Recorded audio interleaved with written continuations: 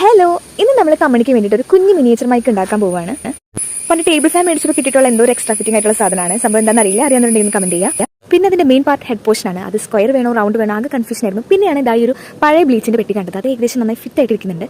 പിന്നെ ഒരു ടാസ്ക് എന്ന് പറയുന്നത് ഒരു മെറ്റൽ ഗ്രില്ല് പോലെ ഉണ്ടായിരുന്നില്ല, അതിനെപ്പറ്റി ഒന്നും ഉണ്ടായിരുന്നില്ല. പിന്നെയാണ് ആലോചിച്ചത് പഴയ ഒരു കൊതുകുവലി ഇരിക്കുന്നുണ്ടായിരുന്നു, അത് ഞങ്ങളൊന്ന് കീറി മുറിച്ചിട്ട് പൊട്ടിക്കുകയാണ് ചെയ്തത്.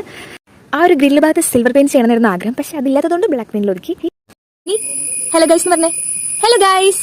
എല്ലാം കല്ലും ചില്ലും കൂടൊന്നുണ്ടാക്കാം ഉള്ളിൻ. A few moments later.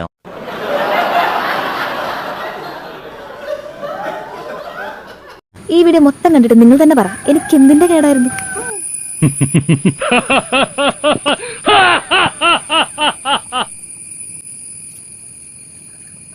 മൈക്കെന്തിയെ എന്ത് പറഞ്ഞേ?